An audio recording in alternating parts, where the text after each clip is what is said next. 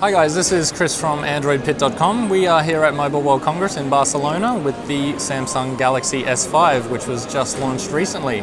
We've already done a bit of a hands-on review of the device, but today we're going to take you through the software features. So come have a look.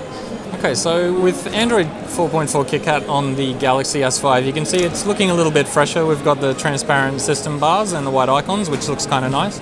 You've also got a little bit of a weird kind of Nexus wallpaper going on. But altogether it looks pretty nice, although still very recognizably Samsung.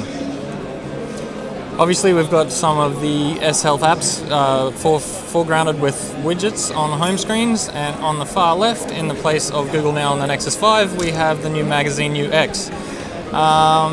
It's not removable as far as I can tell, but may be useful for some. If we take a look at the notifications window, you can see it's all looking fairly standard, pretty familiar. And our quick connect options are for obviously all of the devices you have connected, including the new Gear Fit and Gear 2.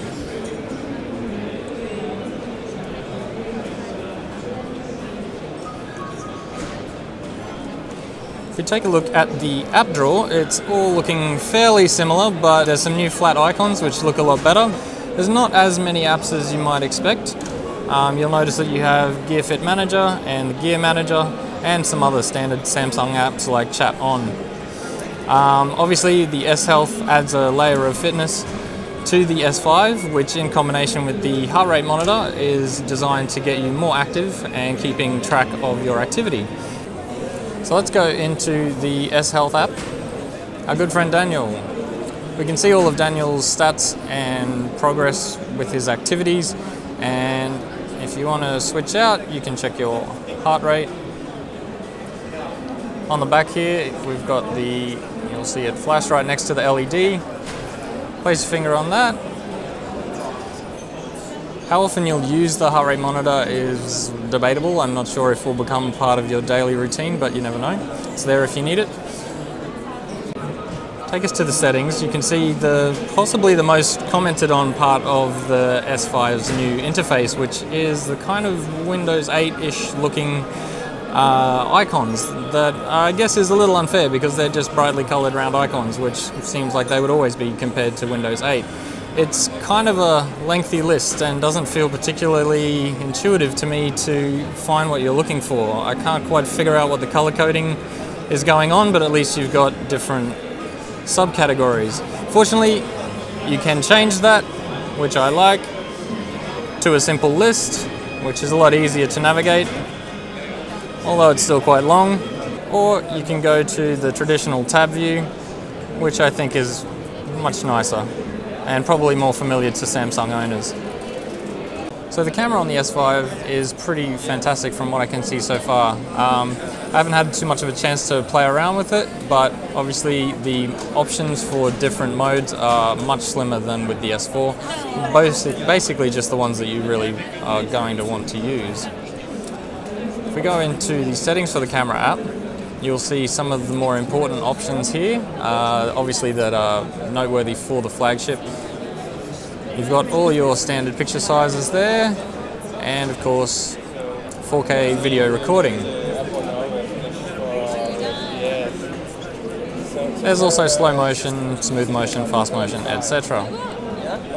One of the other great points on the S5 is HDR, which is now live, so it's not going to work here. But if we were to take a HDR photo of our friends here, you would get it in a live preview. One of the other things we can do is post-focusing, or selective focus as Samsung calls it. We don't really have much time to go through that here, but it does work. It's a little bit specific in how you set up the photo to get the effect you want, but it works okay. Apparently the Xperia Z2 has a much smoother option with a slider, which the S5 doesn't have, but again, it might be useful for you for showing off to your friends. Taking photos is, of course, very fast. We'll take off selective focus. As you can see, the autofocus is possibly as fast as Samsung say it is at 0.3 seconds, making it the fastest on any mobile device. Perhaps one of the coolest features of the Galaxy S5 that's kind of overlooked is the new ultra power saving mode, which will apparently get you 24 hours on a 10% battery percentage. If we swing around to general and power saving mode, basically it will just limit the apps that you have available and also switch to grayscale.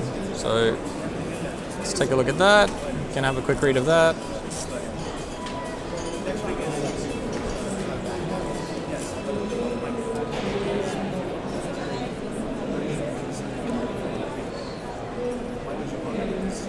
And that is ultra power saving mode.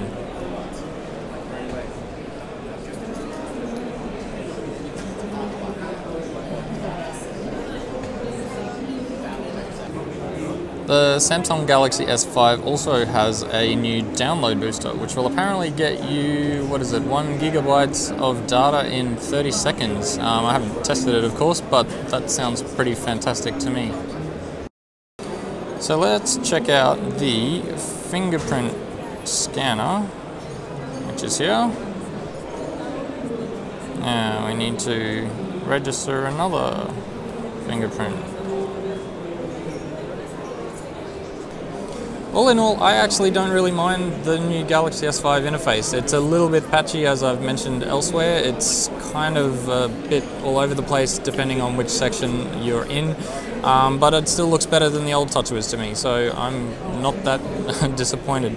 In terms of hardware, obviously it's all very minor increment up on the S4. The design looks basically exactly the same, except for the textured back, which actually feels really good compared to the old plastic covers. And if we take a look inside,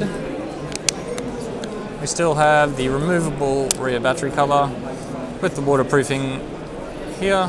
And of course, on the bottom we have a waterproof flap for charging. I'll try not to break.